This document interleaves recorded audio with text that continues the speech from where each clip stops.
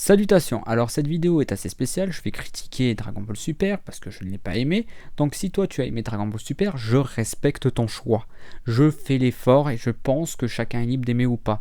Après, c'est mon point de vue, donc je vais vous expliquer pourquoi j'ai pas aimé cette œuvre. Et encore, je vais survoler parce que je pourrais tellement pinailler sur les détails. Donc voilà, bon visionnage à toi et ne t'énerve pas parce que c'est juste un avis. Tu peux garder le tien et ne pas t'énerver. Ciao!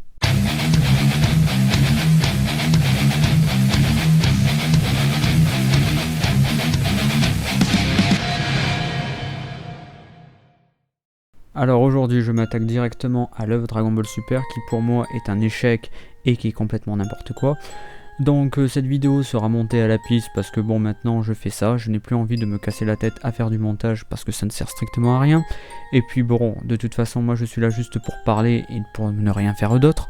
Donc c'est parti pour la vidéo. Aujourd'hui je m'attaque donc à Dragon Ball Super. Dragon Ball Super, un manga qui est la suite de Dragon Ball Z, un manga avec lequel j'avais beaucoup d'espoir, un manga qui m'a franchement déçu et que je trouve maintenant complètement mainstream, complètement pourri et qui est utilisé pour des pratiques financières. Oui, parce que la vérité c'est juste pour se faire du pognon. Tout simplement on va commencer très rapidement la critique, je vais commencer par la première partie qui sont en fait tout ce qui est arc. Alors premier arc, l'arc de Beerus. Un arc introductif, un bête copier-coller si vous voulez de Dragon Ball Super Battle of God, donc rien de spécial par rapport à ça. Après nous avons Fukatsu no F ou l'humiliation de Freezer, comment prendre un méchant qui a passionné les gens, qui a fait peur aux gens, qui a été emblématique pour la série et qui maintenant est devenu un mème. Donc voilà, rien à dire, n'importe quoi, forme Blue complètement nulle, alors qu'on avait une forme super stylée avec le Goku Red qui avait la gueule, qui avait de la classe, mais malheureusement ça s'est pas fait. Après nous avons l'arc de Champa qui peut se résumer à 2 épisodes. Ok, en gros je veux, je veux ta terre parce qu'il y a à manger là-bas.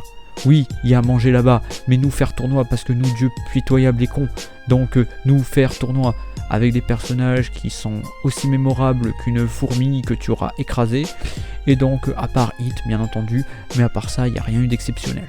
Après on part sur l'arc de Black Goku. Alors là, l'arc de Black Goku, tout simplement je trouve que l'arc était bon en soi, même si bon ils auraient pu faire quelque chose d'un peu plus, on va dire inventif, je sais pas, au lieu de prendre Goku, je sais pas, Goten, ça aurait été plus intelligent, ça aurait été plus intéressant de faire une trame, on va dire, plus importante sur ça aurait pu être bien, mais bon, on est dans Dragon Ball Super, c'est fait pour les enfants, entre guillemets, et bon, après la morale est complètement tordue, mais bon, c'est pas grave, on s'en fout de toute façon, Dragon Ball Super, c'est fait pour vendre des jeux, des figurines et des cartes à collectionner, et on s'en fout, même si l'œuvre elle est complètement pitoyable, on s'en fiche complètement.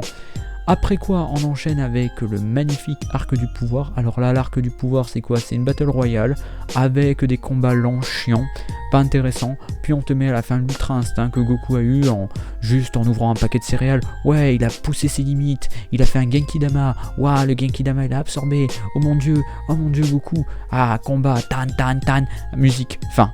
Puis on te dit à la fin qu'en fait ce tournoi ne servait à rien, que c'était juste là pour tester les gens et que si le mec avait fait un vœu bidon, voilà. En gros Zeno voulait que tout le monde revienne à la vie, donc en gros le tournoi n'a servi à rien et on finit avec une fin complètement ouverte et complètement pourrie.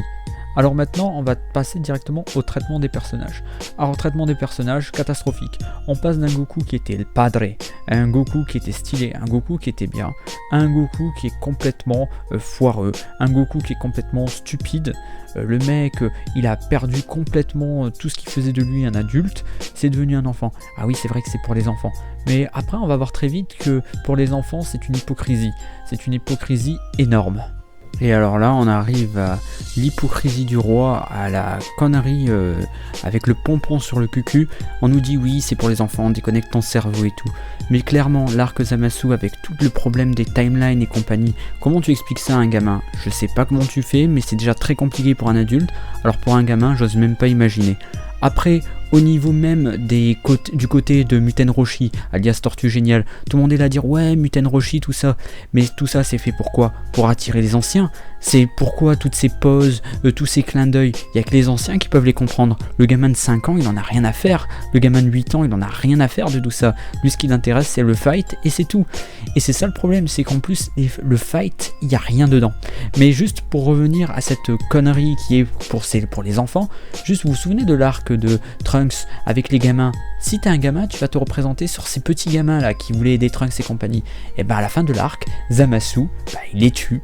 Et après, comment t'expliques ça à ton gamin? Tu dis ah ben en fait ils se sont fait tuer mais ils reviendront pas parce qu'ils ont des boules de cristal, mais ils pourraient ramener tout le monde, mais ils préfèrent choisir une solution complètement nawak que personne ne comprend. C'est comme un cheveu sous la soupe, sur la soupe, hein, excusez-moi, je parle très mal, moi je parle très mal le français, mais voilà. Mais pour vous dire clairement les choses, je n'aime pas Dragon Ball Super, non pas que je ne voulais pas l'aimer, mais il a tout fait pour que je le déteste, tout simplement. Après aussi le speech de dire bon, on va prendre aucune difficulté, on va pas avoir peur d'avoir des problèmes. Vous auriez pu prendre après que Goku se soit occupé de Oob ou qu'il entraîne Oob. Là, personne n'aurait su la fin. Là, on sait directement la fin.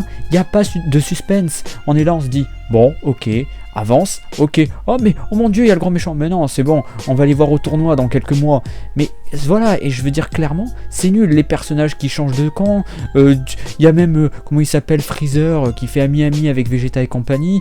Et en plus, Dragon Ball Super a une morale complètement illogique, complètement stupide. Et je vais vous dire ça sur 3 points. Et une petite parenthèse pour la transformation en Super Saiyan. Là, vous voyez en ce moment même la transformation de Trunks. Voilà comment elle est épique, transformation stylée, transformation avec de l'épicness. Et là, vous voyez une vraie transformation en Super Saiyan, parce que le mode Super Saiyan était très compliqué à obtenir. C'était l'un des modes les plus compliqués dans l'histoire de Dragon Ball Z. Et avant qu'on me dise ah ouais mais après il y a eu Trunks et Goten. Oui bon, les sous-produits. Bon là oui je suis d'accord, c'était un peu plus facile.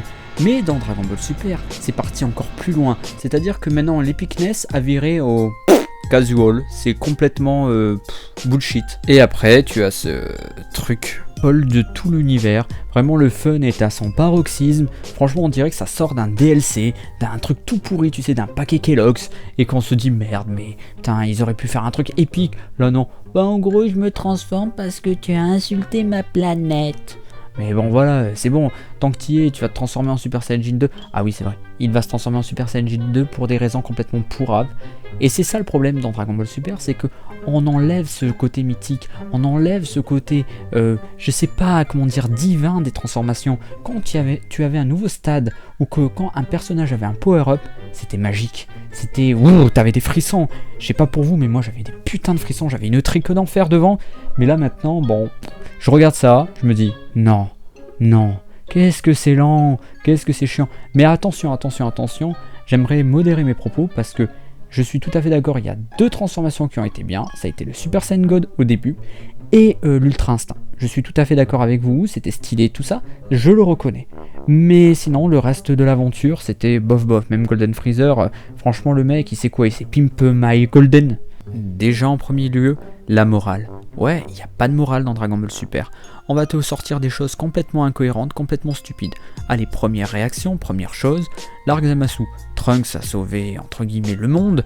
On pourrait utiliser le Dragon Ball Super pour amener tout le monde à la vie. Ça aurait pu être Cucul la praline, mais ça aurait été top. T'imagines, il aurait revu son père, sa mère, tout le monde serait revenu. Là, au moins, il y aurait une finalité qui est belle. Là, on te sort un truc complètement bullshit. Ah ouais, mais il y a en fait une timeline alternative. Vous aurez vos doubles, mais c'est pas grave. Hein. Les gens là-bas, ils en ont rien à foutre de vous. Vous serez des étrangers toute votre vie, mais c'est pas grave. Et puis bon, on va pas se faire chier à sortir des Super Dragon Ball. Je sais pas, le manga ne s'appelle pas Dragon Ball Super. Non, c'est trop compliqué. C'est trop dur pour les enfants. Donc voilà, on te balance ça. L'arc n'a servi à rien. Bof, fin, voilà, fini. Après, on te sort aussi notre morale douteuse. Freezer, le mec qui a génocidé des peuples, qui a exterminé des planètes et tout, mais c'est pas grave, lui on le ressuscite parce qu'il a fait dans un tournoi une bonne action. Je sais pas, c'est comme ressusciter certains dictateurs, je sais pas, un mec de 39-45 lui dire bon bah ok, hein, tu nous as aidé, hein, on te fait revenir, hein. Ah ouais mais on s'en fout, il peut faire ce qu'il veut de son côté, bah les couilles, on le voit pas, on te sort un truc comme ça et c'est fini. morale complètement douteuse. Troisième point, tu te dis mais ça sert à quoi en fait? Goku à la base c'était un mec, il voulait avancer, mais il avait aussi un côté paternel. Ce côté paternel a complètement disparu. La morale maintenant c'est ah je me fous de tout le monde et j'en ai rien à faire. Et encore, là jusqu'à maintenant je défendais le manga papier, et je suis tombé sur les derniers scans, le scan 39, je sais pas si vous l'avez vu, petit spoil, mais juste Goku apprend l'ultra instinct grâce à Tortue Géniale qui arrive à faire un mano à mano avec Jiren. Je sais pas pour vous, mais moi là c'est comme une fourmi qui affronterait un missile nucléaire. C'est pas possible, c'est complètement incohérent, c'est stupide. Il y a quand même dans un univers des échelles de puissance. Quand ils ne sont pas respectés, c'est qu'il y a un problème. Et quand tu vois Muten Roshi faire ah j'arrive à utiliser notre instinct sur Jiren, le mec qui se déplace plus vite que la vitesse de la lumière, contre un mec qui a 120 ans, qui est complètement rempli d'arthrite, tu te dis non. Le manga c'est devenu n'importe quoi, ils savent plus quoi en faire, c'est n'importe quoi, mais malheureusement les gens sont stupides, hein, je suis désolé, la fanbase elle est immature, et les autres gens, c'est Dragon Ball, même si c'est n'importe quoi, on prend. Et le pire dans tout ça, et ça c'est injuste, je ne défends pas GT, mais je trouve que Dragon Ball GT est mieux écrit que Dragon Ball Super. Pour plein de choses, plein d'arcs, il y a une cohérence, il y a une fin propre, qu'on veuille ou pas. Dragon Ball GT ça met la fin de tout Dragon Ball Z et les gens n'ont pas aimé, mais Dragon Ball Super c'est rien, c'est du fan, même Broly pour moi il aurait jamais dû arriver dans le manga. On a eu une brolette femelle et maintenant on a le Broly qui pendant presque 40 ans s'est promené en ne sait où, et là d'un coup il revient, oh mon dieu nous avons un nouveau personnage, ça va être le méchant Broly, et après ça va être quoi, le frère caché de Jiren qui a massacré toute sa famille, voilà. Clairement, en plus, les combats, l'effet de puissance, à part dans l'arc du pouvoir, vous voyez la puissance? Franchement, vous allez sur un combat dans Dragon Ball Z, vous voyez Vegeta faire un Final Flash, vous sentez la terre trembler. Il y avait quelque chose. Là, dans Dragon Ball Super, à part Beerus contre Goku, après le Super Saiyan Blue qui devrait normalement être plus OP, c'est n'importe quoi, c'est juste un néon bleu qui flotte. Waouh, c'est super. Mais bien entendu, c'est pissé dans un violon, les gens te diront que c'est génial, c'est super et tout ça. Et là, on arrive à une catégorie, c'est-à-dire qu'on a 3 catégories. On a les fans hardcore de Dragon Ball et Dragon Ball Z qui voient en ça une hérésie et qui se disent bon, c'est qu'un produit commercial et qui ne sert strictement à rien et qu'on oubliera très vite. Après, on a les gens qui n'ont aucune expérience sur les mangas et qui vont découvrir ça, ils vont dire waouh, c'est génial et tout. Regardez Hunter x Hunter, regardez d'autres mangas, même Fairy Tail est mieux. Niveau scénario, par rapport à Dragon Ball Super, Fairy Tail est 10 000 fois mieux. Même je regrette d'avoir craché sur Fairy Tail. Je me sens minable et con parce que franchement, Fairy Tail à côté, c'est 10 fois mieux.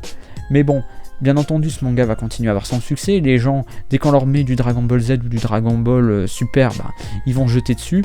Et malheureusement, ça va continuer. Mais bon, comme on dit, hein, il faut bien qu'il y ait de la télé-réalité, il faut bien qu'il y ait de la junk food, et il y a de la junk vision. Et c'est dommage, mais bon, c'est comme ça, c'est l'univers du manga. Mais malheureusement, continuer comme ça, ça va décrédibiliser Dragon Ball Z qui a été un pionnier à l'époque. Juste pour info, hein, c'est grâce à Dragon Ball Z et Dragon Ball que One Piece, Naruto, Bleach, My Hero Academia, Nanatsu no Tensei, Full Metal et j'en passe existent. C'est grâce à ce shonen qui à l'époque a sorti un concept qui était peut-être simpliste dans l'ensemble, mais qui avait quand même de l'originalité, qui a motivé, qui a permis au manga de rayonner. Franchement, Dragon Ball et Dragon Ball Super, pour moi, seront... Enfin, Dragon Ball Super, oulala, vous voyez, ça m'a tellement brûlé le cerveau de faire cette critique que je ne sais même plus ce que je dis. Je voulais dire Dragon Ball Z restera un monument, mais Dragon Ball Super restera au même niveau que GT, et même plus bas, je dirais. Après, c'est mon avis, vous prenez comme vous voulez, hein. Je remercie les 20 ou 30 personnes qui regardent cette vidéo, et je vous dis un de ces jours. Bon, et juste maintenant, ça sera le format de la chaîne, c'est-à-dire que je ferai ce genre de truc de commentaires, et je me casserai plus la tête au niveau du montage. Si tu veux t'abonner, abonne-toi, si tu veux pas t'abonner ou te désabonner, au revoir, et à l'un de ces jours, sayonara. Ah oui, pars pas, je donne ma note, hein, allez, 10 sur 20, allez, on lui donne la moyenne parce qu'il y a Dragon Ball dans le titre. Allez, bisous, ciao.